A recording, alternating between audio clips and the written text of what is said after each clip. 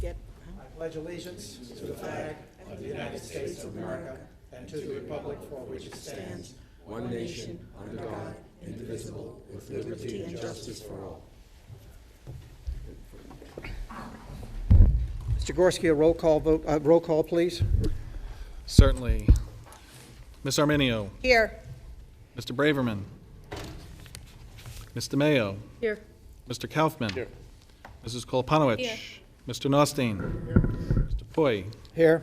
Mr. Prezioso. Here. Mr. Ryback. Here. Mr. Zarneski. Here. Mr. Board President, you have a quorum present this evening. Read this.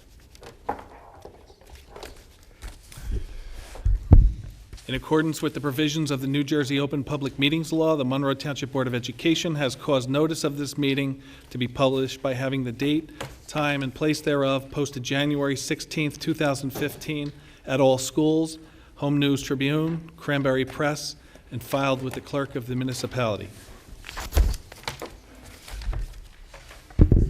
Thank you, Mr. Gorski. And this evening, we're privileged to have Gwen Thornton of the New Jersey School Boards Association. She is the field representative for Middlesex County as well as several other counties.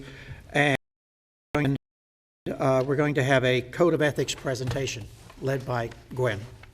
Well, good evening, and thank you. It's a pleasure to be back. Happy New Year to all of you. I haven't seen you since 2014. Sounds like a long time ago, right?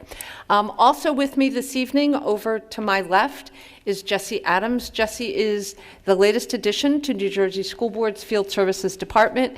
He will be serving Burlington, Mercer, and half of Hunterdon, but he came along with me this evening because I told him what a lovely group you were, and that it would be a wonderful opportunity to meet all of you as he gets to know board members all across the state. So he's here with us as well.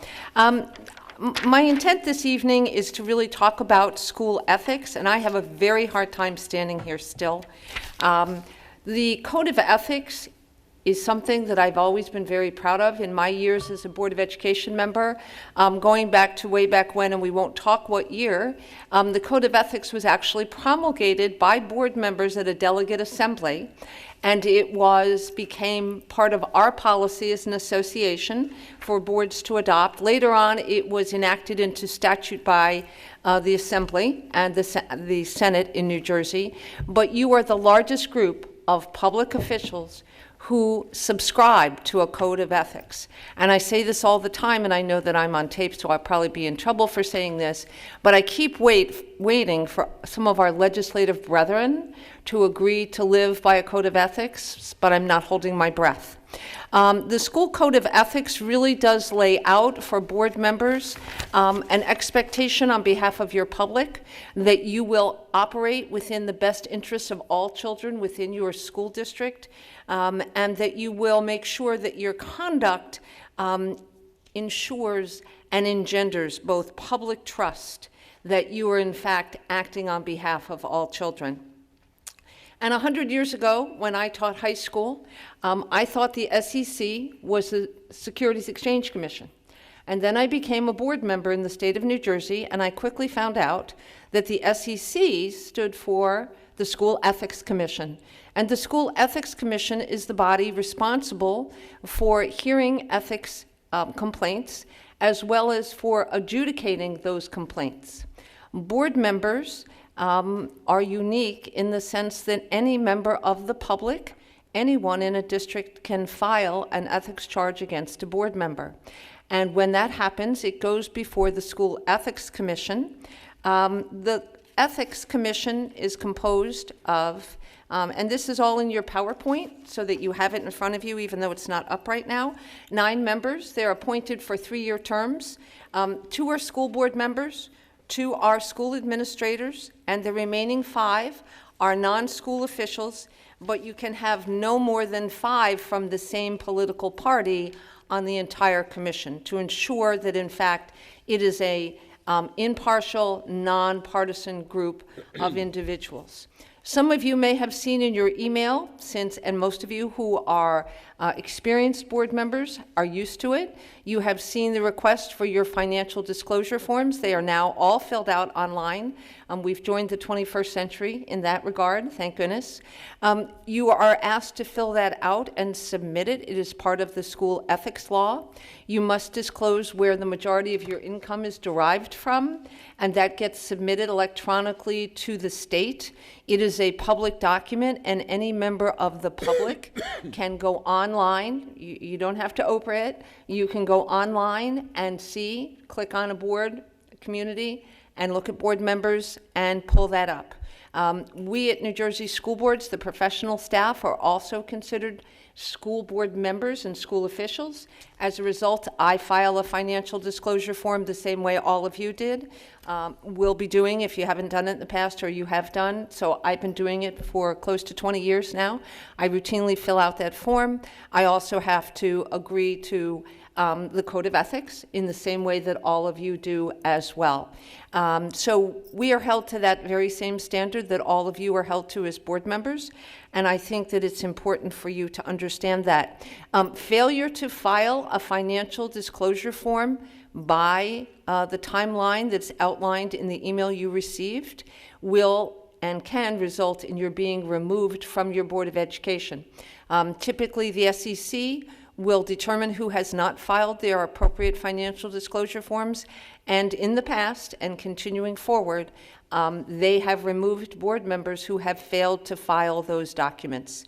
Generally, they will suspend you initially until such time as you fill it out. They will give you a timeline. If you fail to fill it out in that timeline, you will be permanently removed from your Board of Education. So the SEC has jurisdiction over any complaint that is filed against a board member around the Code of Ethics. The SEC will not take up any complaint if the complaint includes either a civil or a criminal action that is pending on the same issue. So, for example, and none of these are all actual examples. I know this is hard to believe, but a board member at one point took a swing at a coach at a game because his son did not get sufficient playing time. There was a criminal complaint filed against the board member, understandably, for assault and battery. There was a civil case against the board member, a suit from the board, from the individual staff coach member to the board member, and there was an ethics complaint that was filed. Until both the criminal and the civil action were resolved, the SEC will not hear a case. It will only hear a case in their jurisdiction. So if there are multiple issues, either civil or criminal, in relationship to a complaint filed, the SEC will not do anything until such time as those other issues have been resolved at the criminal level and on a civil basis as well. Another interesting piece to the SEC, and this is something I like especially new board members to be aware of, if on a prospective basis there is something that is coming before the board that you think might present a conflict of interest for you to participate in, and you have a question about whether you should participate in a discussion on a particular issue, you can request an advisory opinion. The SEC meets once a month, and when they do that, they look at all requests from board members for advisory positions. So if there's something popping up, let's say you have a family member that is a member of the same teachers association as the teachers association that's in your district, and you would like to vote on the contract. You already have a memorandum of agreement. You're not sure whether that's a conflict. And if we didn't have information, which we do, and I can tell you what the answer is, but if that were the circumstance and there was no case law or advisory opinions on that issue, you could write to them ahead of taking that vote to get a determination as to whether you should or should not participate.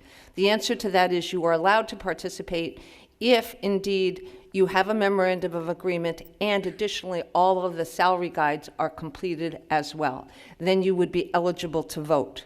Sometimes it is not a matter of law, but a matter of public perception with ethics.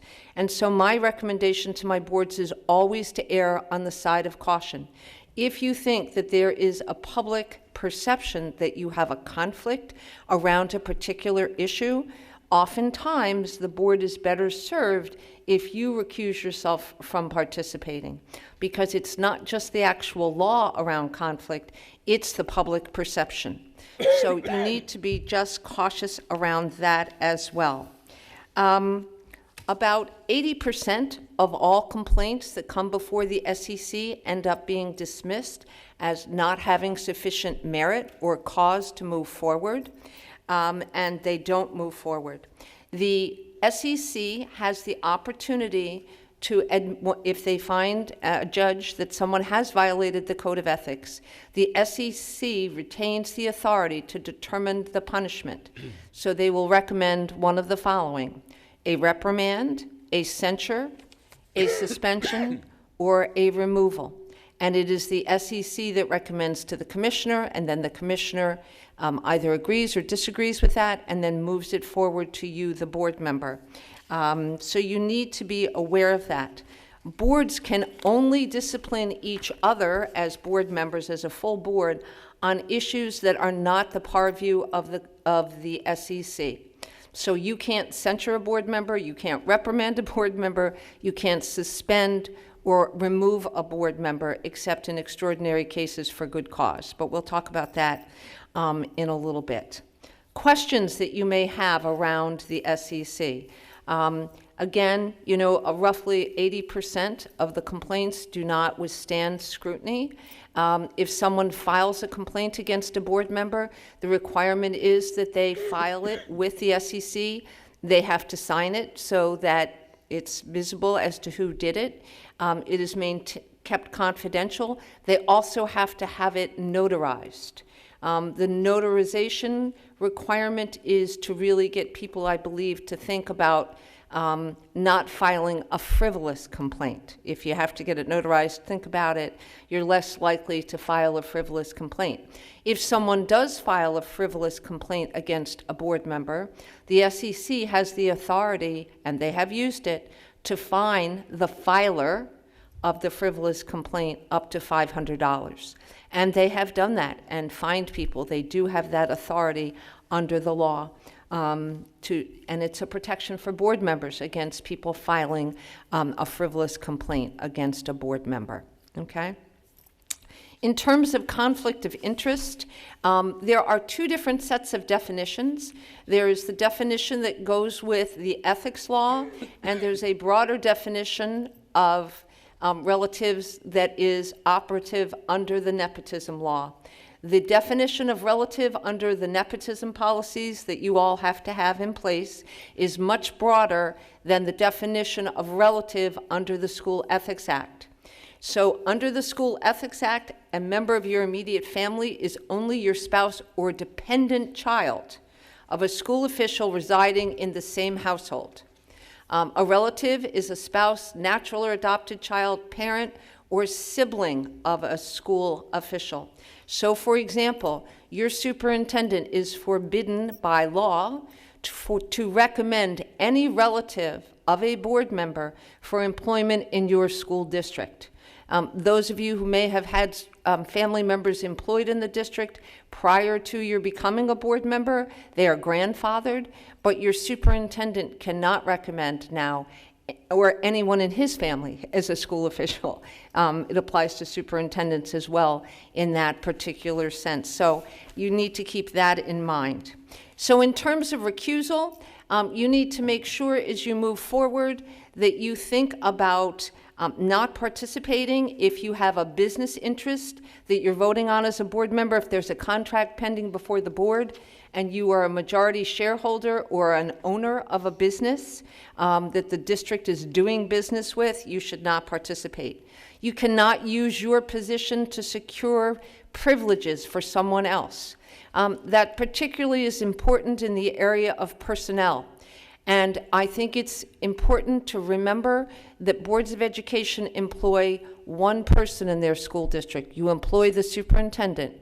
You hold the superintendent accountable for the performance of all other employees. The Board of Education can only hire someone with the affirmative recommendation of the superintendent, which means that the superintendent is responsible for all personnel, for those recommendations, for doing all of the administration required for employment of employees in your school district. And that's something that you really need to keep in mind. That's one of those areas that can be problematic. But essentially what that means is that board members are not involved in the day-to-day operations of your district in any area, but especially in the area of personnel, because it could be perceived or real that you are trying to secure privileges for someone who you are either friendly with or know in some fashion. Anytime you have any financial involvement in anything that comes before the board, you need to make sure that you recuse yourself. You cannot accept any gift or favor that is offered to you with the intent to influence your decision, so that if a particular vendor were to provide to the board expensive gifts at holidays time, you need to not accept those. It doesn't happen very much anymore because vendors are aware of that. If it did, my recommendation is to collect them and give them to the charity of your, find a food bank, find someone in town, a worthwhile charity, and donate it, because you do not want to have that happen. So you just need to be mindful of both public perception, but also what the law is. Again, always err on the side of caution. Recuse yourself if there's any possibility that you could perceive it to be difficult, and/or you can check with your board attorney, and if need be, you can also seek an advisory opinion, okay? The SEC will issue advisory opinions to you, the board member, when you request it, but sometimes an advisory opinion has such widespread impact on all boards across the state that they will make advisory opinions public after removing any identifiers, but it will then be able to provide advice to board members all across the state. So in terms of evaluating and hiring the chief school administrator, we have a lot of advisory opinions and a lot of case law in this particular area. They have expanded the exclusions, the SEC, over the time I have been doing this work. Board members that had family members employed in the school district used to be excluded from participating in the CSA evaluation or in a search for a CSA if their family member was in the line of supervision. But if you had a family member who worked at an elementary school, let's say, and reported to the elementary school principal, you wouldn't have been excluded. But they have expanded that now so that anyone who has a family member employed in the district on a full-time basis is completely conflicted out of participating in either superintendent search, evaluating the superintendent, negotiating the terms and conditions of employment of the superintendent's contract. You are not allowed to participate, and they are continuing to expand those limitations around board members with family members employed full-time in the district. So that's one of those areas where we got a lot of advisory opinions. They're actually included in the NJSBA folder that I gave you. There's a lot of background information. On the left-hand side of that packet, there are lots and lots of advisory opinions around those particular pieces because they're fairly recent, and so that packet is provided to you as information that you can read at your leisure. It's just background and information. So you just need to be aware of it. In terms of the nepotism policy, and this is the sort of broader piece, you're required obviously to have this. I would point out to you that the nepotism policy goes to ethics and conflict of interest. All of the Abbott districts, see, I'm not good at standing here and not moving. All of the Abbott districts actually had this in place long before it was a requirement in law for all school districts. And so what this says is that you may not hire a relative of a board member or your chief school administrator. Your CSA cannot recommend any of his family to you, and a district administrator might not exercise authority over the relative of an administrator as well. Now, there are exceptions to that rule, but again, those are typically people who are grandfathered and have been in a district a very long period of time in a particular position. So, for example, if you have a family member employed in the district and they want to apply for another position, you'd have to get that approved by your executive county superintendent. Say, if someone wanted to move from teacher to vice principal and they were related to a board member, in order to be able to promote them, you would have to provide a rationale that they are the best available person for that position and get it approved by your executive county superintendent. So you're not forestalled from promoting someone who's related to a board member in the district, but they have put checks and balances in place to ensure that there is nothing that is not above board. And I think it's very helpful for you to understand their premise, and that is they want to be able to engender from the public a level of trust that boards of education are ensuring that everything they do is both transparent and in the best interests of children, as opposed to being in an individual member's of the board's best interest, okay? And the definition under nepotism, as you can see, is much broader than the definition under the ethics law, because now we've included civil unions, domestic partners, step-parents, son and daughter-in-laws, half-brothers, half-sisters, aunts, uncles, nieces, nephews, and whether related to the individual or spouse by blood, marriage, or adoption. So this is a much broader definition. I believe that at some point the legislature will attempt to align the definition between the nepotism law requirement and the ethics. Also notice under this definition, it no longer requires the child to be dependent, which means if you have an adult child who is not a dependent, okay, under the nepotism policy, you can't employ them, even though you're not gaining any financial benefit from their employment, even if they are not a dependent child, okay? So I think that that's noteworthy. Steve, did you have a question? No. Oh, okay. In terms of collective bargaining, here's another piece that often picks up and people have questions. So if you're a relative of a board member in the same in-district bargaining unit, you as a board member may not be on the negotiations team, you may not discuss negotiations, you may not set parameters for negotiating that contract, you cannot participate in any way. If it's the same statewide union, as in NJEA, because most teachers in New Jersey are in NJEA and not AFT, okay?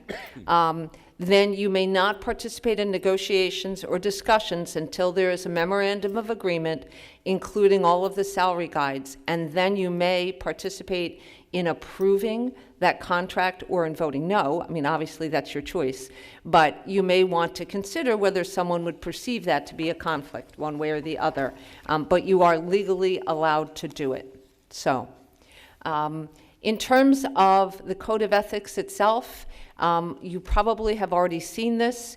In your packet, on the right-hand side of your packet later on, you will see an acknowledgement of the receipt of the Code of Ethics, and you can sign that and turn that into your business administrator before you leave.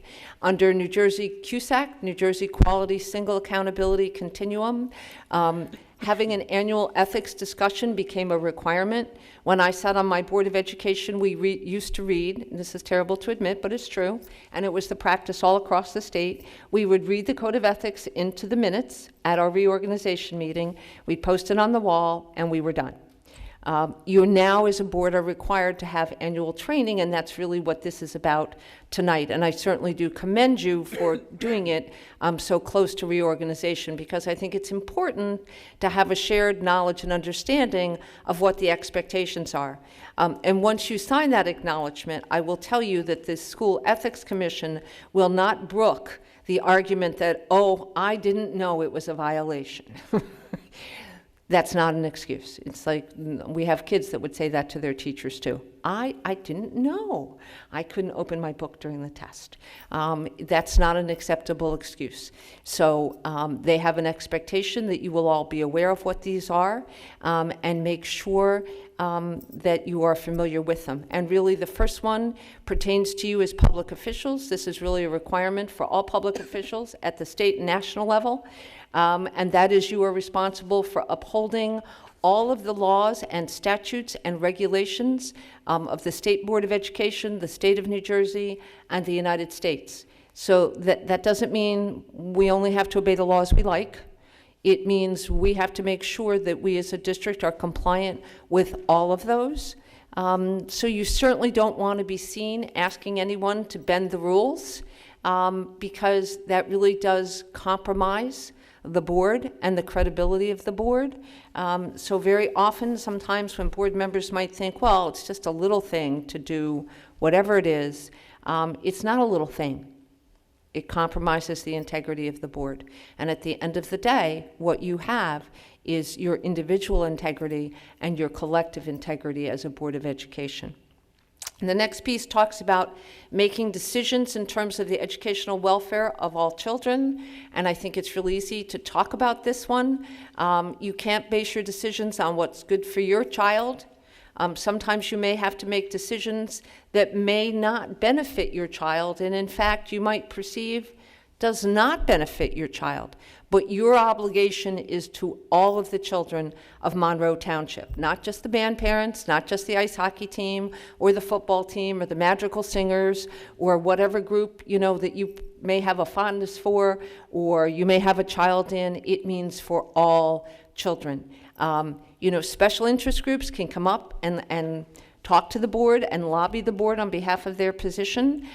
Teachers have a process for getting their concerns before the board, even if it's in a grievance. There's a process in place. Same thing is true for administrators. The only people without a voice in the educational process is who? The kids. So you have been elected by your community to really be the children's representatives, to do what is in the best interest of all children, not the people, you know, who don't want their taxes raised, although you certainly can listen to them and everybody has a point and has input, but you need to make decisions in the best interest of all children while being fiscally responsible. So I'm not suggesting that you ignore the will of your community and not balance everybody's ability to pay and support education. We need their support. But what I am suggesting to you is that it is a balance, and you are here to be the voice and the conscience of the children. Okay, and to do what's best for them as you make your decisions while being accountable and responsible to your community at the same time.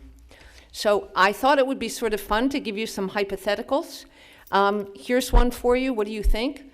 The Personnel Committee, in response to complaints from the parents, sends the elementary principal a negative evaluation of a third grade teacher along with a note saying they have grave concerns. Is that ethical behavior? No. Board members are not here to run the district. You are here to see that the district is well run. What would you do in this circumstance if you had a concern or you heard from parents about a particular staff member that maybe gave you some concern? As a board member, what would be the appropriate approach? What would you do? Yes? Speak with the superintendent. You would contact the superintendent. You would go to the one person that you employ and make him aware. It does two things. It puts the responsibility and the onus for addressing it appropriately where it belongs, number one.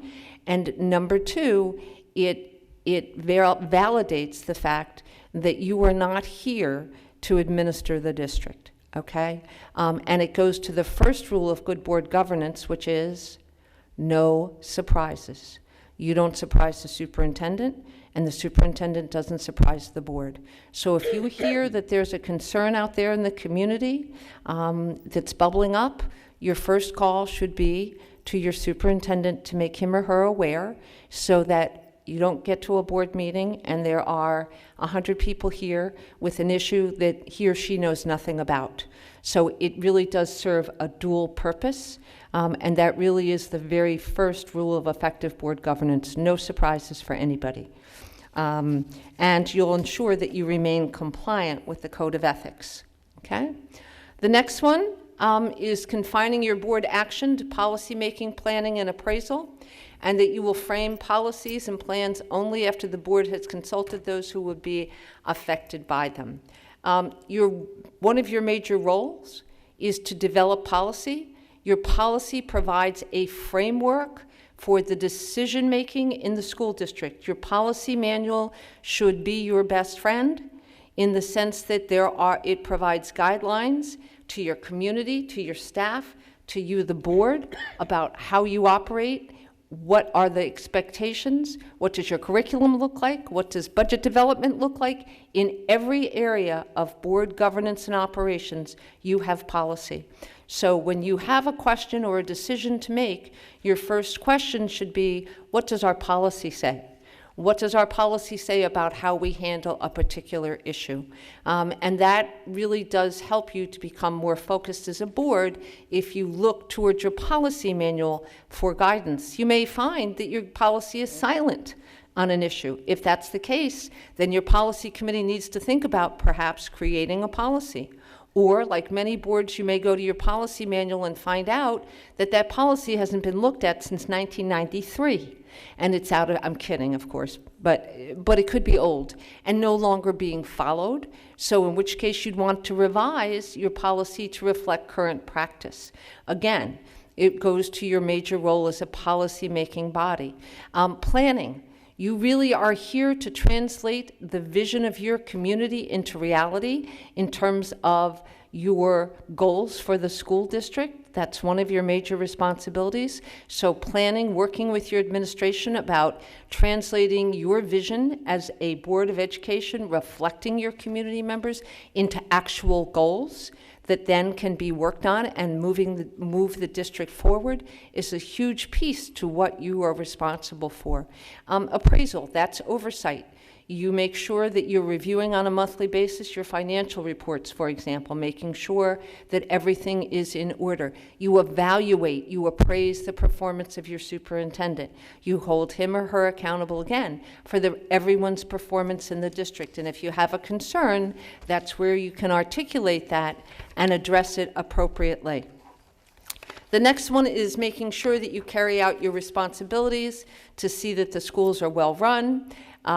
Your responsibility is to work as a board, but it is not the day-to-day running of the district. You should not be in the buildings, looking for cracked ceiling tiles or monitoring how many teachers are leaving or sitting in the parking lot to see when the staff comes and goes.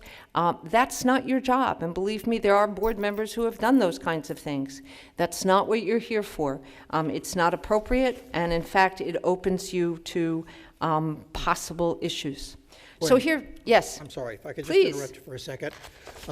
This is a what if. Okay. What if a board member, because they have a child in one of the schools, a board member enters a school, and I'm going to give you two.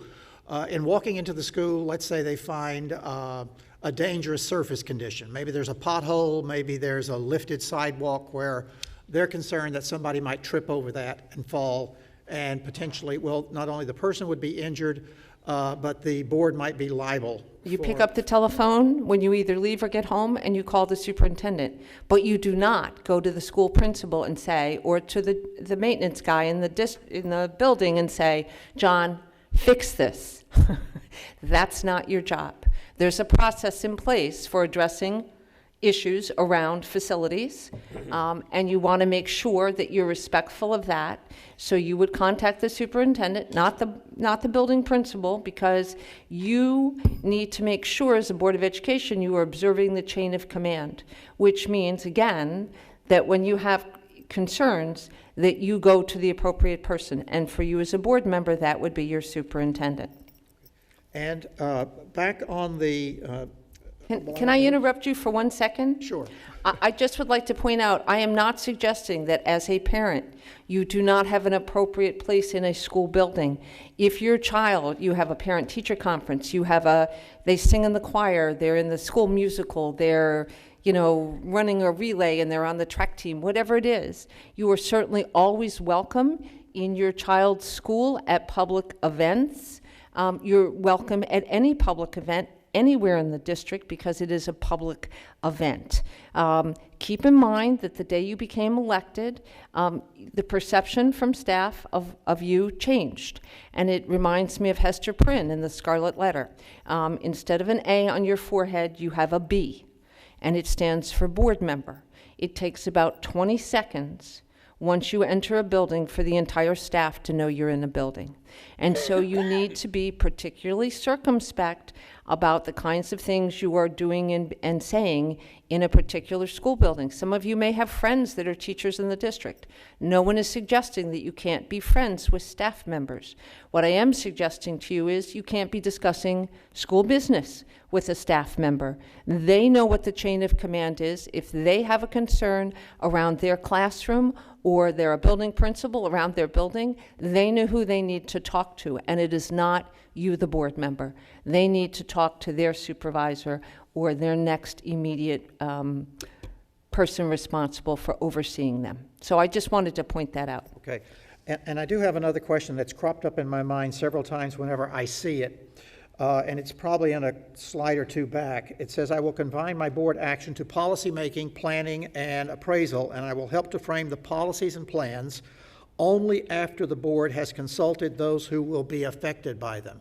And it's that last part that has always given me a little bit of trouble in my mind. So let me give you an example. Let's say that the policy committee is working on a policy concerning automatic defibrillators. Okay, and they want to make sure that all the athletic teams, when the coaches go out, even for practice, that they have these defibrillators. Available. Okay, so that affects those coaches.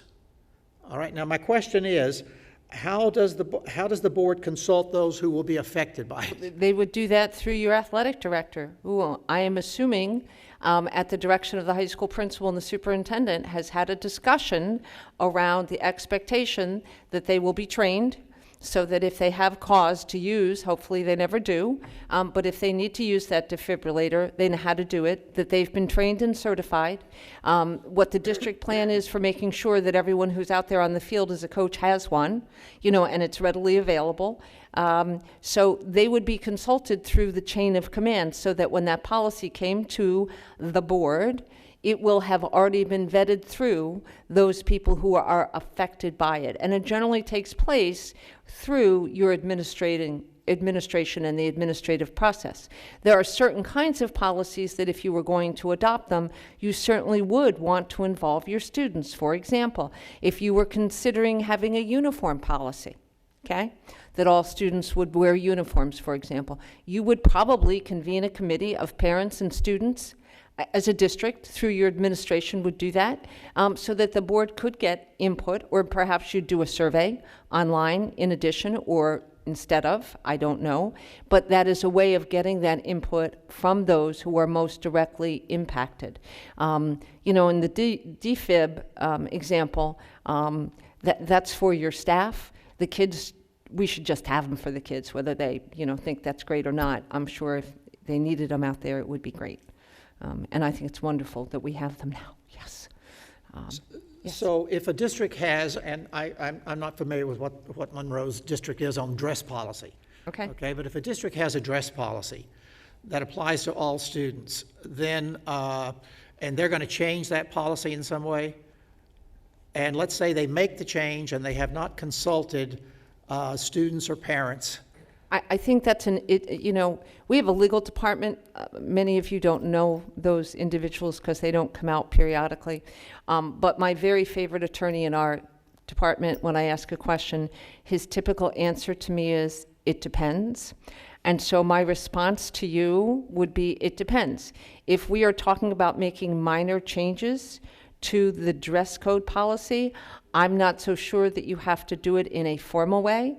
If you are making a significant change to that policy, then I would certainly recommend it. And let me give you an example. Several years ago, a district, actually in Burlington County, decided that flip-flops or thongs, I don't know what you want to call them, for your feet, and that's what I'm talking about. I better clarify that. I just never know anymore. For your feet, really were not safe, okay? And it was at the high school particularly and at the middle school because kids were tripping, because they are, I guess from a school perspective, potentially a hazard. And so I will tell you they changed the policy without, based on a safety issue, without really surveying the student body. And so at graduation, every senior wore a pair of flip-flops. And I went to do goal setting with this board, late June, early July, and they said, well, we need to talk about the F word. And I went, excuse me? And they said, yes, flip-flops. Now, I would not have thought that flip-flops would have generated that level of concern and angst and public input, but very often when you make a change and you haven't consulted, there was another district in another one of my districts that decided very late in the game that 8th graders could not wear sleeveless dresses to the 8th grade dance, okay? The district had KYW, Channel 7, Channel 4, CBS, pick a channel. They were covered widely. They had a new principal who just decided that, she thought sleeves were more appropriate than some of the you couldn't wear a strapless dress. You had to have a dress that had some, spaghetti straps or some kind of something. It caused a dust up like you just can't imagine. In that instance, unfortunately, it was one of those things where that was a major change. People had already bought their dresses. Girls, as you know, sometimes start months in advance. As the mother of 3, I can tell you that. They can start 6 months ahead of time looking for the perfect outfit, buy it, and of course then they had the dress and now they were being told they couldn't wear it. You know what I'm saying? So I always think that when you're going to make something major that has the potential, you're always better served by at least asking for comment ahead of time. You may come down in exactly the same place. The board may have ended up in the same place on that policy that said no strapless dresses for 8th grade dance, or they may have not. I don't know. I don't think they know. But they were never given the opportunity. So I think it's always better, again, err on the side of caution, ask for input. It takes a little longer, but I will tell you, I think that both students and parents and community members always appreciate and remember that they were asked. They may not like where you come out on something, but they will know that you asked. You valued them enough to ask for their opinion. You listened to it. You weighed all the options. You went through it carefully and thought about it and made a decision. Because the other way, even if it was a thoughtful, careful decision, it won't appear that way to the public. So I think it always behooves you to ask. Sometimes you don't need to go through all that. But any kind of major change, it's always good to get public input, okay? So here are some hypotheticals. A board member visiting schools to check on the technology upgrades. No. If the education committee or your curriculum instruction or your technology or facilities committee wanted to go see what those look like, and you did it as a board committee with the administrative liaison to that committee and informing your superintendent, that could be set up and appropriate. But an individual board member should not be wandering around the school checking out technology or anything else. Not appropriate. The board's personnel committee directing the CSA to rotate principals among schools in the district. Absolutely not. The administration would be recommending what would be educationally sound to the Board of Education, not the reverse. Okay? Yes, sir. Question there. It says the committee directing, okay? Okay. What if this were changed to the committee discussing? If the committee wanted to discuss, they certainly could, but here's what I will tell you. The work of your board committees should be driven by your board goals. Let's say someone raises rotating principals and the personnel committee discusses it. If a majority of the board committee on the personnel committee believe that it's really an issue that the board needs to address, They would give a committee report to the full board that says the curriculum committee, or the personnel committee, excuse me, recommends that we look at rotating principals. Then the full board would have a discussion. If the full board adopted it, then the superintendent would begin to look at it. Your administration only acts at the direction of the full Board of Education.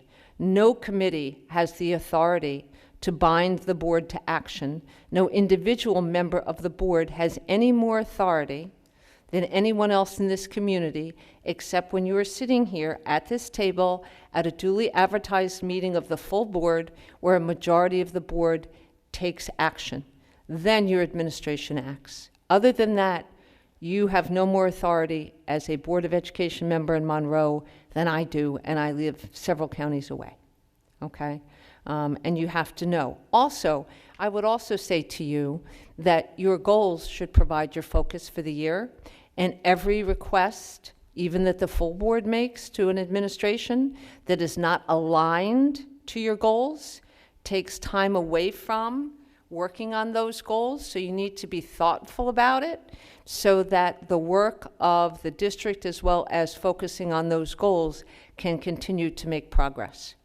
Just as a sort of aside. The board directs the CSA to develop a process that engages the staff, the community, and parents in a strategic planning initiative. Yes. Absolutely fine. That, it's the full board. The board wants that to happen and makes that recommendation, and then it would happen. There is no difficulty with that. That, in fact, recognizes the full authority of the board. Okay? The next one, resting, and we've just talked about this, that the Board of Education rests with the full board and not making any personal promises or taking any private actions that would compromise the Board of Education. So, what this means is that you are respectful of the fact that you are required to protect school personnel and the proper performance of their duties, which means that no matter how much you don't think that the soccer coach knows what he's doing, you are not at liberty as a board member to criticize his coaching practices on the sideline or at a get-together of your friends and parents, of the booster club. It means that you will not cross-examine staff. It means that anytime there is a concern, that it gets addressed and taken to the superintendent.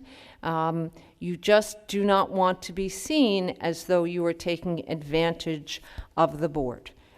Yes, ma'am. Doug, may I? Oh, sure. Yes. Yeah. I'm just curious as to participation in the community. And I think when we talk about perception, sometimes the perception of the public, especially if they know a board member, they can come and have discussions with the board members, express their concerns, ask for your help. Yeah. Okay. And here is what you need to remember. And that is, you are here to provide policy, planning, oversight, and appraisal, which means you have no authority nor any ability to solve their problems. Okay? I get that part. But that being said, that doesn't mean that you should not listen to the concerns of your community members. So what you as a board member can do is direct them to the appropriate place where they can get help and a solution to their problem. So if your neighbor comes to you and says, you can't believe, my child was not selected for X, and she's gifted and talented, or, your neighbor says to you, and of course they always get you in the frozen food section, so by the time you're done talking to them, you're frozen to death. Or, when your kid is about to score the goal, right, and you miss it because you're listening to your neighbor. But what you can say to them is, look, I hear you, I appreciate your concern, but I wanted to share with you that here are the next steps that you can take. If you're concerned about a teacher or a coach, you need to talk to the building principal. Have you talked to the teacher first, though, would be my first question. And if you have and you're not satisfied, then you need to talk to the building principal. If you're still, uneasy about the resolution, then you would talk to the assistant superintendent in charge of curriculum and instruction. Or if it was a busing issue, did you talk to the bus driver? Maybe it was a one-off that they were an hour late. If you're not satisfied with the response of the bus driver, then you need to talk to the director of transportation. So you can, and say, and that's John Smith, you can call him at, 732. I know that he would be delighted to hear your concern and will work with you to resolve your issue. Look, board members are good people. You're volunteers. You're giving up your evenings. You're here because you care about kids. So I know it's natural to want to solve problems. I think it's even worse if you're a woman, and I don't mean that as a sexist remark, but I think as moms, I know you can be offended, Dennis. I think as moms, we're used to trying to solve problems for our kids, our families. It's sort of what we do. So I think sometimes it's just that automatic inclination to want to help, but the best way that you can help is to direct them to the appropriate people. You can go so far as to say, look, if I involve myself with you at this level and it gets to the board because you weren't able to resolve it, I won't be able to participate. I will have to excuse myself. So let me suggest to you, here are the people you need to be talking to, and here are their phone numbers. Here's the best time to reach them. Whatever kind of information you can convey is the best way to address it. You can be empathetic. You can indicate that you understand their concern. You can't engage in staff bashing, even if you happen to personally agree with that person. You need to keep that to yourself. But you can give them the appropriate guidance and direction as to where to go to get help to solve that problem. And oftentimes, people need someone to talk to. They just, A, they want to vent, or they need to vent. We've all been there. And B, they may not know how to access the system. You know how to access the system. You know where to go, what to do, and how to do it. So share those skills with them so they know where to go, what to do, and how to do it. That's the service you can provide. This is a hypothetical next question, and very quickly, if someone's expressed frustration that they've gone through that process, then what happens?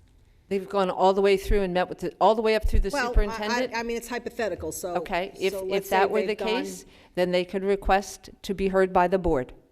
And how does one do that?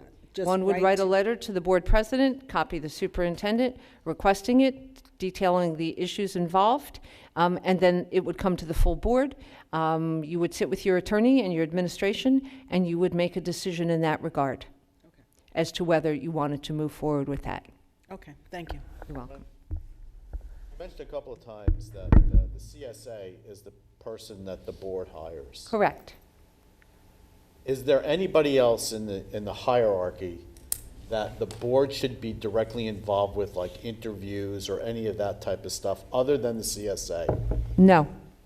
Anyway, Very often, when there are administrators being hired in a district, principals, directors or supervisors, very often a district will have a district-wide committee that participates in that process. There are parents sometimes on those groups, or PTO members as a way of involving the community. The board, it's going to come to you as a recommendation. Very often when the superintendent is making a recommendation in employing an administrator, they will bring them before the board for an introduction and a, I don't want to say a Q&A, an interview, but a sort of opportunity to have a conversation.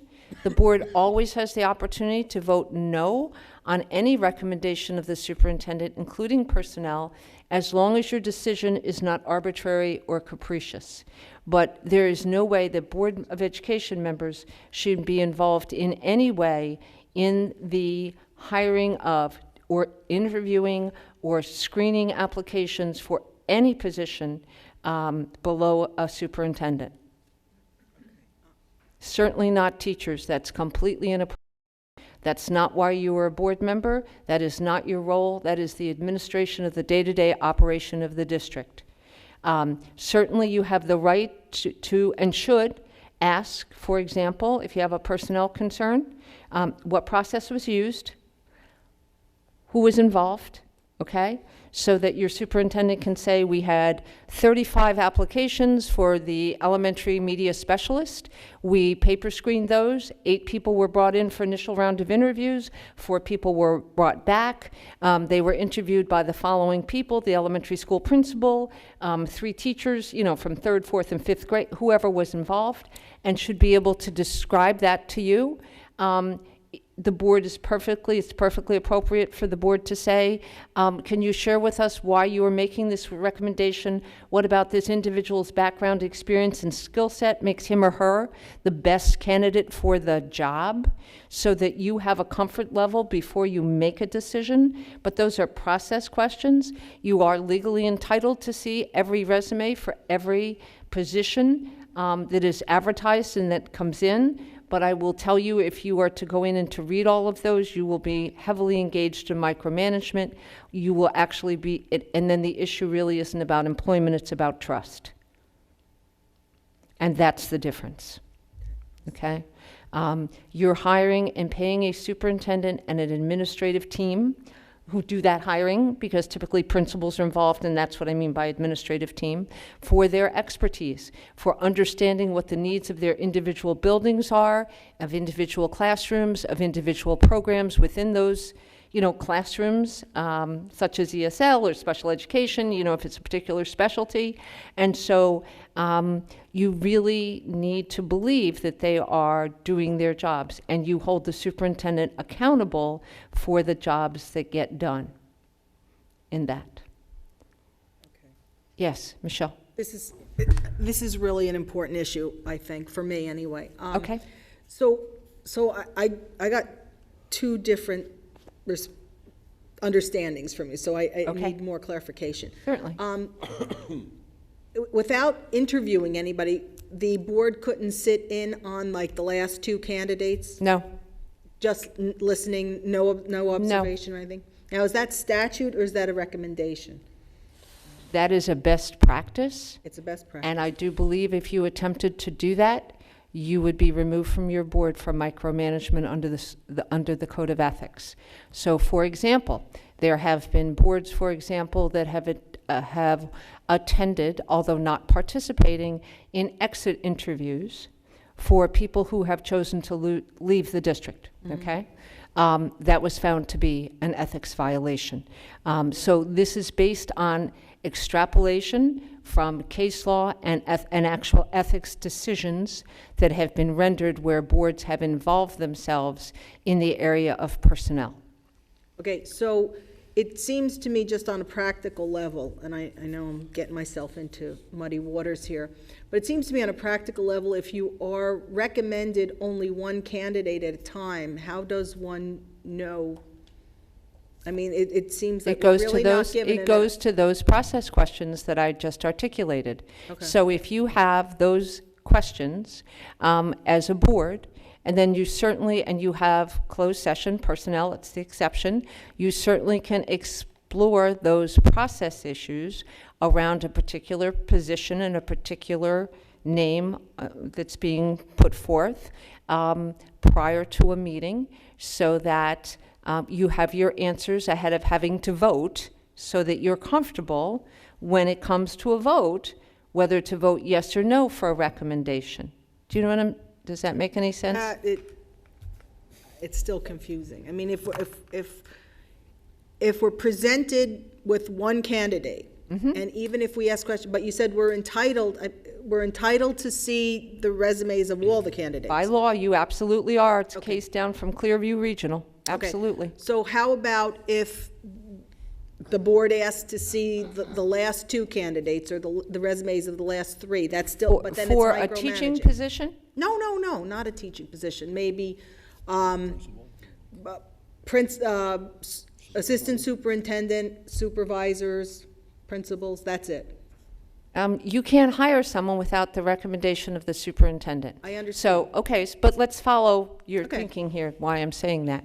So even if your superintendent brings you 2 people, Right. and allows you to, quote, interview both, In addition to micromanagement, at the end of the day, even if the board says, I want candidate A, and the superintendent is recommending candidate B, without his recommendation, you can't hire A. So So it's superfluous. Additionally, hard to believe, but there have been instances, or perhaps speculation that there were these instances, but if you wanted candidate A and you're the superintendent, you bring the person you want, and then candidate B, who are you going to bring? right, Think about it. Right? right. So, So what's the point of the vote? Gwen, if I may, and Michelle. Yeah. please. So I think this is an opportune time, as a matter of fact, because this has been an issue for this particular board as I came on board as an interim superintendent. We've tried to work through this cooperatively and collaboratively, and it's something that's different than past practice, and I think obviously that threw us off as a board and as an interim superintendent as well. The process is, and I guess I'm just asking for your recommendation on this now publicly so they can hear this. As far as recommendations for anything below an assistant superintendent and a principal, so that would include supervisors, department chair people, teachers, etc. It's my recommendation.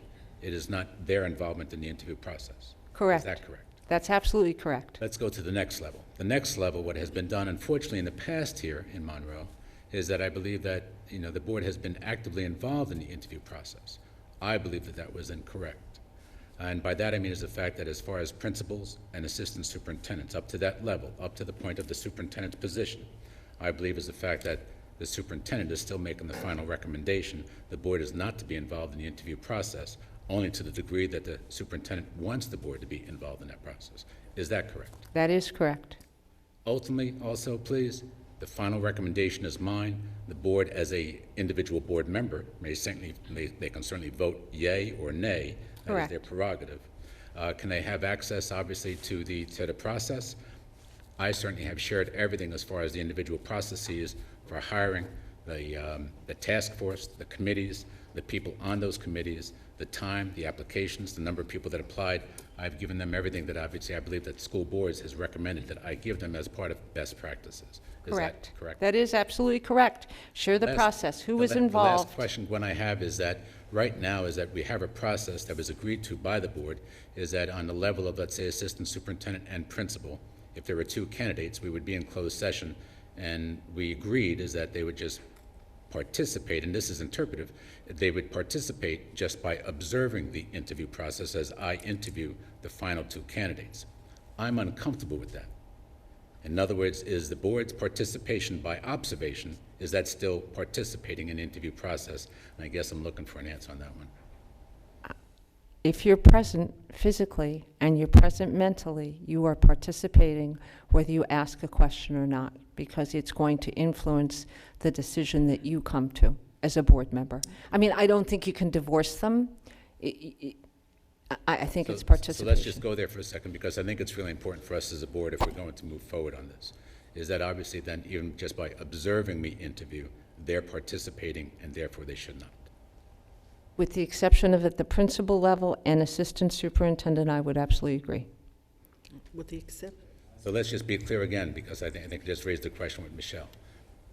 On the assistant superintendent level and on the principal level, if the Board of Education in closed session with me, if they're observing me, are they participating? I would say yes, but I would say that most superintendents will bring their recommended one candidate One. to the board to allow the board to have a conversation with that person prior to appointment. Okay? Not an interview, but a conversation to meet the person, to get a sense of who they are, to have a little bit of dialogue led by you so that they get a sense of that individual before they employ them. And that is after my own Recommendation. decision and recommendation. This is Correct. the candidate I'd like you to introduce. I'd like to introduce Mr. X or Miss Right. Z to you. Here they are. Correct. Jesse, did you have something? Now's the time to ask some questions. Can I Board. make a quick comment? Yes. I'm still sitting on a couple of boards right now, and I'll be off here in about a couple of weeks, but personal experience with this same question in one of the two districts I'm on, because the past practice was a lot of board involvement in the interview process, and that was not proper. And we worked with the superintendent to develop a process so that we understood what the superintendent's and the district's process was for the interviewing panels, et cetera, and that information was provided to us. The new superintendent wanted to build some credibility with the board because, like I said, there were a lot of longstanding board members who this was really raising their dander up because it was just the way they did business and it was inappropriate. The superintendent, for like the first year or so through hires, would invite, would say, would one board member like to participate in one of the levels of the interview process? And so we had a couple board members who wanted to. They were not allowed to ask questions. They were only there to observe. And after a couple of rounds of interviews with several different candidates, they said, I don't think we need it. This is a good, transparent, clean process. There's a lot of input from the staff and the members on the panel. So there was a confidence level that the process was a good process. Board members were always allowed to, if there were three finalists and we wanted to see the resumes, we were allowed to see that because you do have to make an informed decision. But as Gwen said, if you may look at the three and like candidate two, superintendent's recommending one, you're voting on one. And if the board decides no on one, then the superintendent goes back and has another search. Two may never show up in the next round. So it's still always ultimately the superintendent's decision. It's just a matter of, are you comfortable with the process? Is it transparent enough? Do you think do you feel confident that the superintendent is bringing good, strong candidates for your district? And if you do that, like I said, you do have the opportunity to go look at resumes and things, but in the end, the superintendent is the person making a recommendation, and you don't have a right to be in those sessions. The superintendent can invite you, but it's still his responsibility to administer your policy on a fair, equitable, meets all the laws, et cetera, hiring process. So it took about 6 months for our board to get used to that, but in the end, there was a confidence level because the superintendent made us feel confident that the process was right. So. Mr. Sarneski?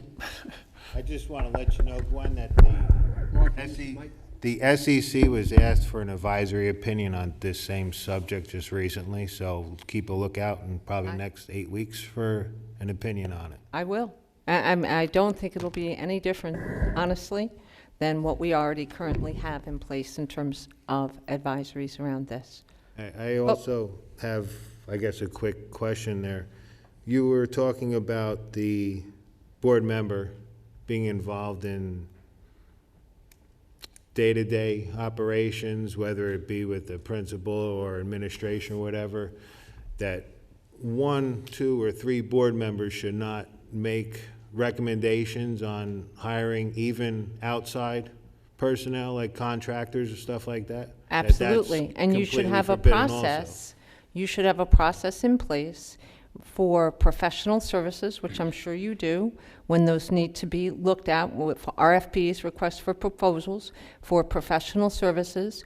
If it's a bid process, believe me, there are a gazillion state and federal laws, I'm sure Mike could talk about those, that you're required to comply with for the bid process, again, to make sure that you have a legally defensible process for going out to bid on whether it's busing or whatever service or product that it is.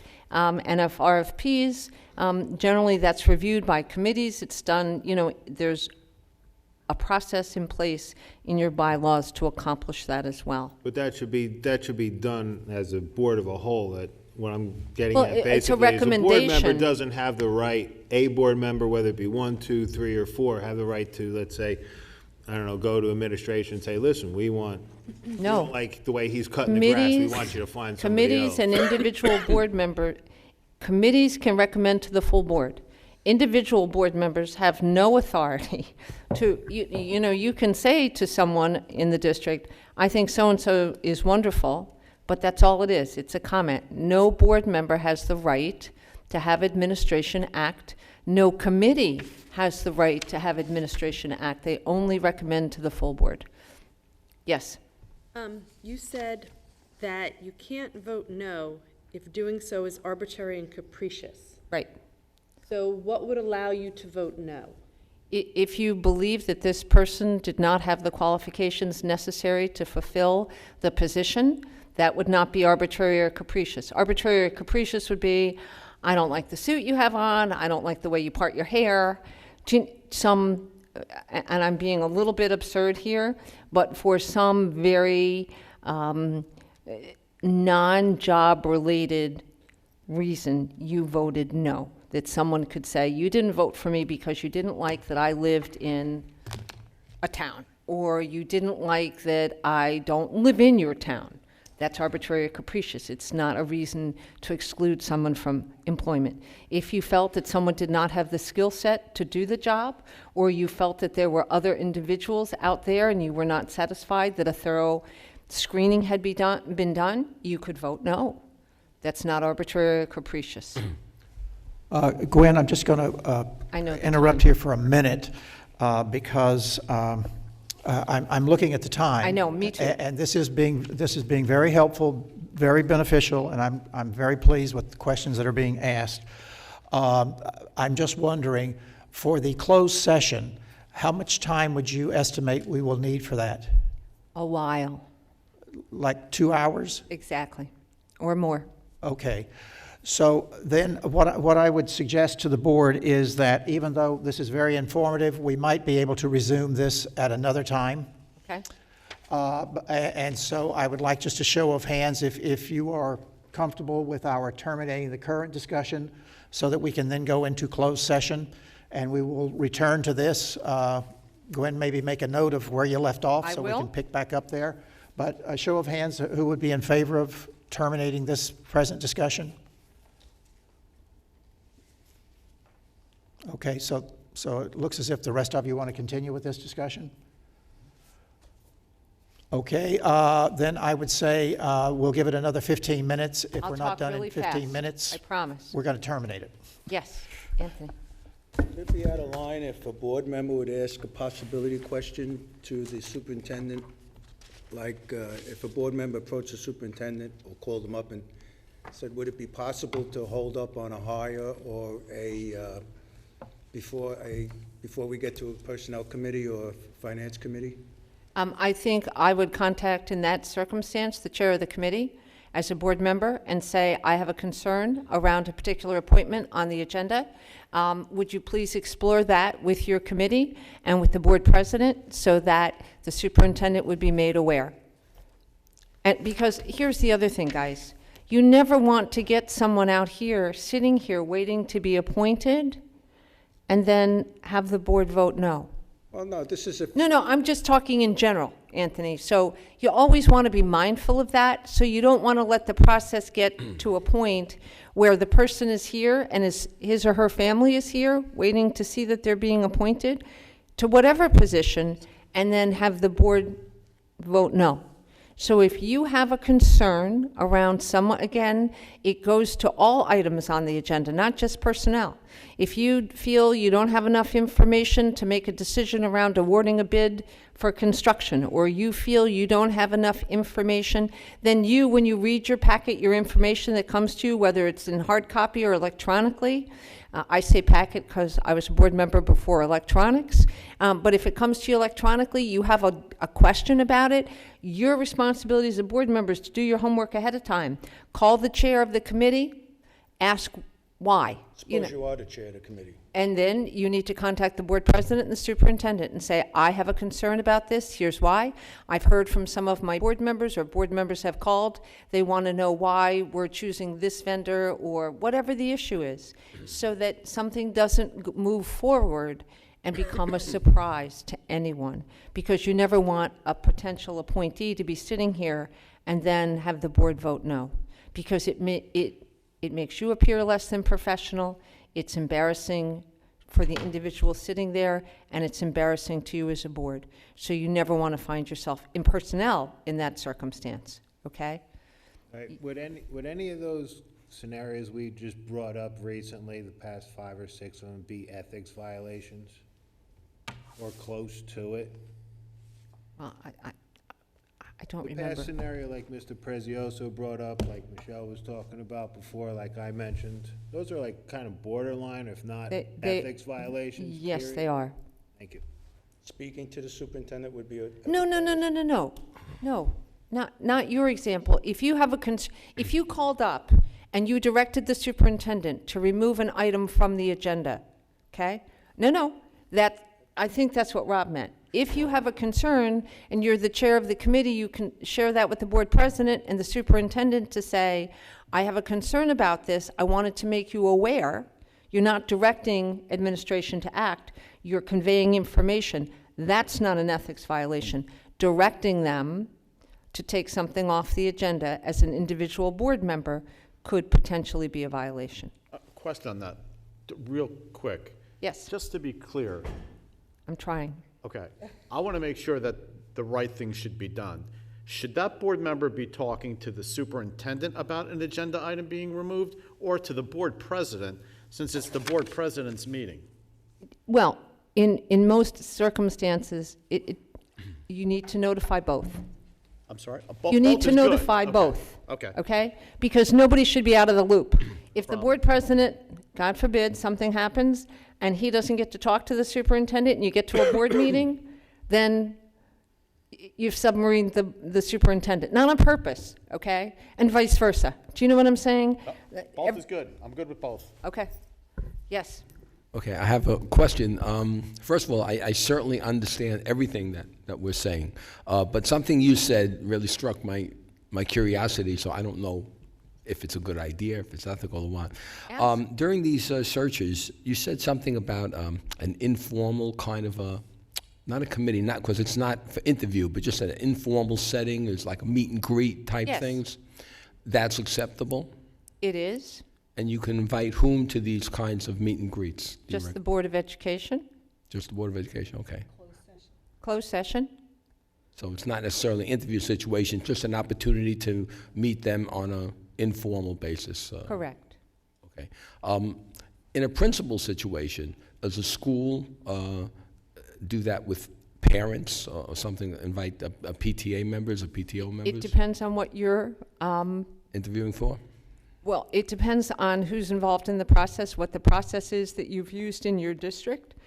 Very often on principalships, there is a committee that includes either PTA members or PTO members, parents, staff members, It does. supervisors, directors, a wide swath of people across the spectrum so that they have an opportunity to be part of that process. And Gwen, if I may as well, to Please. Steve, so this would answer your question, is that I'm sure that you, Doug, and others, as far as you know, previous administrators in education have experienced this, is that these task force or committees, these search committees, et cetera, ultimately is that it's a unanimous recommendation, one, that's coming up to my level. And obviously, I put a lot of credence, and obviously in that recommendation as we go through the interview process about the number of those candidates that are interviewed by that task force. After the fact, just to answer your question as well too, is that after that person is approved by the Board of Education, then obviously there's probably that time for the meet and greet with the entire school community. Thank you. After that approval. And I would certainly recommend that, so that the new person gets to come in and meet all the parents, all the staff, everyone, ahead of their really sort of Yeah, taking the job after appointment. I'm glad, because I think it's a good idea for the school community to obviously have a meet and greet with Absolutely, Steve. Oh, absolutely. person. Absolutely. And before we just drift off of this, is everybody clear as far as, so can I ask, by a raise of hands, if I may, and maybe I need to add respect to you then, Doug. Oh, go ahead. Is everybody clear as far as the next level, because we do have a principals task force, search committee coming up now. We all understand as far as your role as a Board of Education is that even as far as in that closed session room now, it is not there to observe me interviewing. Are we clear with that? I'm not. I'm just curious. Yes. We can actually go in and we can actually watch, we can talk to the candidate that he's going to eventually recommend that night, correct? At the meet and greet that he would bring in for the recommendation. In executive session. Yes, of the full board, Correct. but not during the interview No. process. Okay. So No, in no, other I words, just Tom, wanted so to it make, it would bring to an end the process where I'm bringing in two candidates on the Correct. principal and assistant superintendent level to interview them in front of the board in closed session. That would bring an end to that process. Correct. But it would be as the fact that obviously, as I come to you with the recommendation for that person, that we're going into closed session and saying, hi, this is either Mrs. X or Dr. X or whatever it may be, and these are the qualifications. I'd just like to introduce you. So this way, obviously, you can see who I'm recommending. That's perfect. That's So the right way to do it. That's all we strive for, is the right way. My concern is this is something that should be in our policy, because obviously we get a lot of, this is how we've always done it. Well, just because you've always done it that way doesn't mean it's right. So my Absolutely. concern is, obviously, this is a huge faux pas for this board, needless to say, and my concern is, should this be something that should be in our policy? I think you may want to look at your policy around personnel, your bylaws in that regard. Look at them, review them. Again, this is not meant as an advertisement, but we have sample policies, not only from our perspective that we do as model policies, but we also have samples from districts all across the state that, our policy people can share with you as a full board, your policy committee, so that you're not reinventing the wheel. And so that you can see that it's not just what Gwen said or what Jesse said, but that it is the best practice for districts to undertake. And certainly that's something that I would recommend, if that's a policy that you think perhaps needs revision, that you might want to be looking at moving forward to make sure, again, oftentimes in districts, things evolve over a period of time, depending upon the personnel, depending on the climate and the circumstance, but that doesn't make them either right or wrong. So I wouldn't, Tom, be so critical of the board to say that it's a serious faux pas. I think I can tell you from my experience over the past 20 years, 10 as a board member and going on 13 with the association, that very often these things evolve and change. It's not because anyone's set down to do something wrong. It's that practice and people change, and so it sort of evolves and gets away perhaps from best practice. But that's one of the wonderful pieces about having 9 different board members, is that there's collective wisdom that comes out of the sharing of or 10, out of all of the sharing of your different perspectives and viewpoints, and having discussions like this and training, so that you do hear, what other districts are doing, what is best practice, what should we be doing, what shouldn't we be doing. And the SEC, sends out regular monthly, all their decisions are up there so that you can read those for advice as well. And, sometimes board attorneys change, so their perspective might shift just a hair based on their perspective. Do you know what I'm saying? So I don't think it was anyone set down to do or set out to create something that wasn't a good thing. I think just depending upon personnel and times, things morph and change. And so every new board year is an opportunity to sort of bring that back to center and say, okay, what does best practice looks like? What should we be doing? And I think this discussion has helped refocus you around that issue and that need to do that, to make sure you have it in place. It really has for this board to come together and to go forward. This is important. And it's important, just to let you know, it's not important because of me. I won't be here. But it will be important for the next superintendent, as you interview them, for them to find out what the process will be as far as, hiring and firing. For them, it'll be very, very important. Relative to this current topic that we're discussing, I would like to remind the board that because of the confusion and the questions that we had back last year, the board did consult their current attorney. And the attorney did say that it would be okay to do the process that Mr. Ventrilo was describing, where members of the board could be present during the interview, but they were not to ask questions or make any comments. So we did have a board attorney's blessing to do that. But as you say, attorneys change and thinking even changes. And I just this week discussed with Mr. Ventrilo my thinking that we need to revisit the policy on interviewing, particularly interviewing at the superintendent level, and possibly incorporate in that policy more specific statements about who is not involved in the process, just because of the thing that we're going to be doing tonight. Issues come to our mind that we didn't think about previously. And the SEC continues to change, and those people conflicted in, conflicted out evolves over time. Right. So it's much broader now than when I was a board member. The exclusions are wider than when I was a board member. So that evolves, as well to that point. I agree. Okay, we have 5 more minutes, and then we have to go to, we have to offer a public session. Okay. Okay. All right, we're going to move forward. Refusing to surrender your independent judgment to special interest groups. Again, we've already sort of talked about this, that you as a board member are responsible for all of the children, not a particular special interest group. And then we have some more hypotheticals. I'm going to skip the hypotheticals because I really do want us to get to the end of the code, at least here. Holding confidential all matters pertaining to school districts.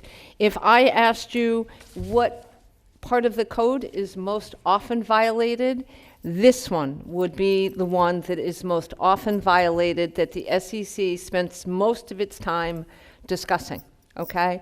And that is the need for confidentiality. Excuse me. That means you cannot discuss confidential matters with your spouse, your children, or anyone else, okay? It really does mean you can't go home and say to your wife, you just can't believe this, wait till I tell you. You can't do that, or your husband, or your child. Please, sometimes board members are talking to other board members on the telephone, and you don't really realize who's listening to your conversation, especially with the advent of cell phones. Please be mindful of that even if you're discussing a closed session item with a fellow board member, please be mindful of where you are and what you're saying and who might be listening, okay? This can, in fact, information that is confidential that becomes public, either in the area of personnel or particularly in the area of students, where it's either a discussion of a special need or discipline or whatever, can really open the district to liability, to really significant issues. You just need to be mindful of that. And yes? Is there anything confidential between board members? Any information that's discussed in closed session that board members discussed remains confidential.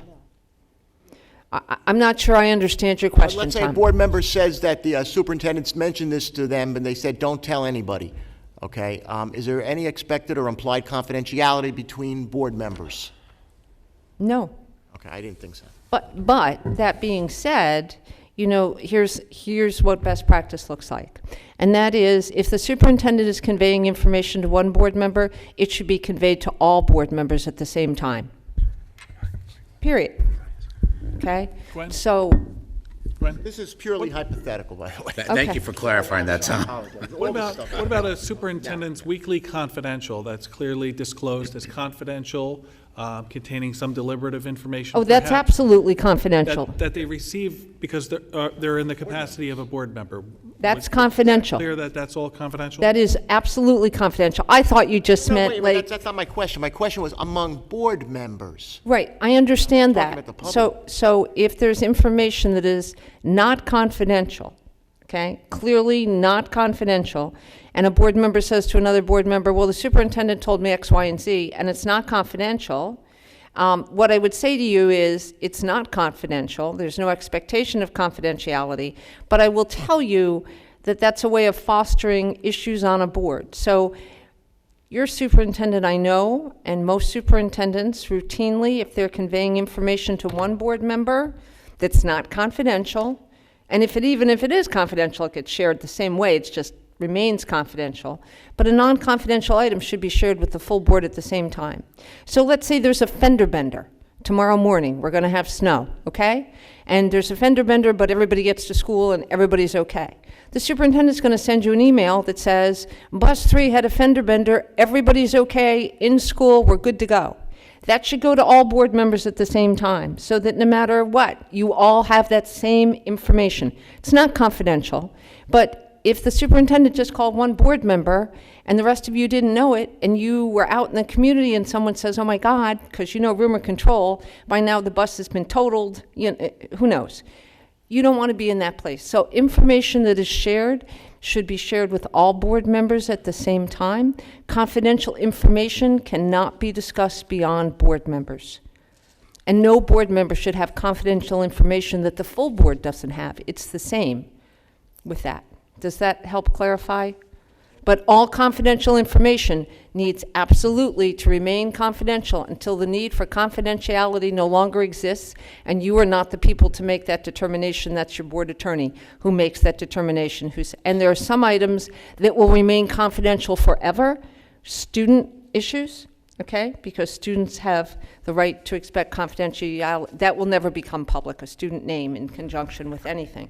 Personnel, that will never be made public because they too have rights to confidentiality around their employment. So some things will never, but if, for example, you were negotiating in private for the purchase of land, which might be confidential during the negotiations, or you're negotiating a teacher's contract, that's confidential until you sign the memorandum of agreement. Then that need for confidentiality no longer exists because you either buy the land or you don't buy the land.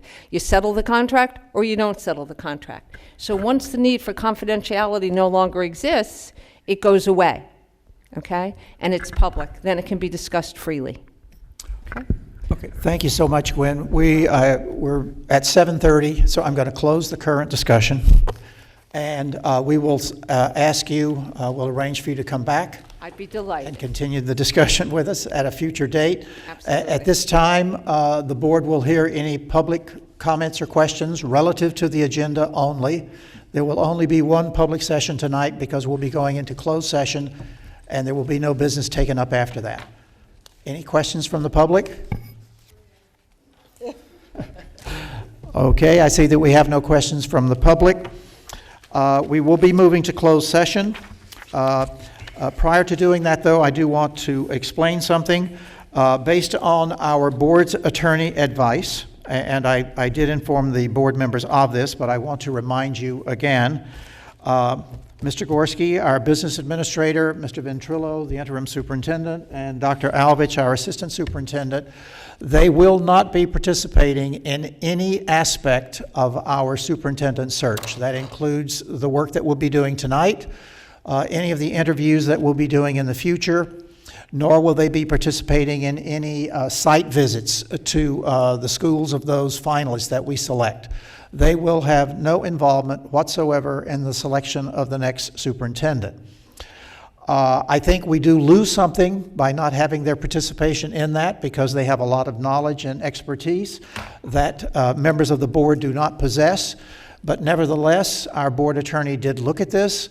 This is her advice, and I strongly believe that we are to follow the advice of our attorney. So I just wanted all board members to realize that once we go into closed session and do our work in the future, these three administrators will not be present for that. I have a question. Yes. Once we get down to whether it be 2 or 3 finalists, they are at that point, I say most of the time by most districts, invited to do a site search, as you put it. Who will be taking them on that walk through the district at the end? You're talking about the finalists that visiting here or are visiting there? No, our finalists that we have here, normally districts invite them to come look at the school district. You are one of 2 people, one of 3 people. It's a proper courtesy to extend to those future superintendents to come in and look at the facilities, look at the buildings. So now, when they go to that last interview process, when we ask them questions, they in turn ask us questions.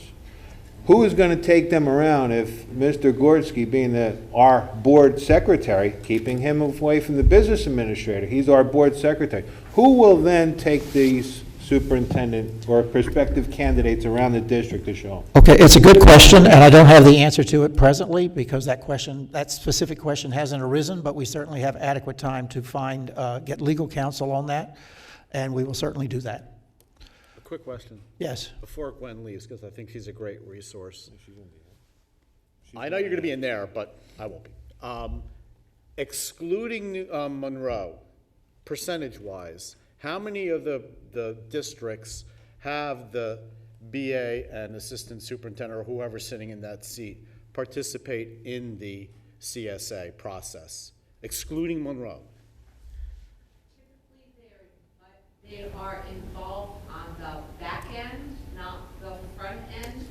So the district visit that Rob just asked about is typically an opportunity for the candidate or candidates to get to meet and speak with your administrative team, central office. They would spend time in each of these levels, elementary, middle, and high school. They would typically meet with the PTA, Ed Foundation, movers and shakers to identify leadership of the association for the teachers, leaders of the association for the administrators bargaining unit with central office, and the board would ask for feedback from all of those groups to help inform their final decision making.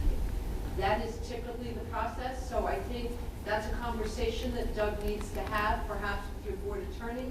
We do have time for that, because that's not going to happen in the immediacy. Certainly, they have wisdom, knowledge, background, and experience as your educators here around the climate and the culture of Monroe that no one else has access to. You as board members don't, because you're not in the buildings, running the day-to-day buildings. They are. They know issues from a different perspective.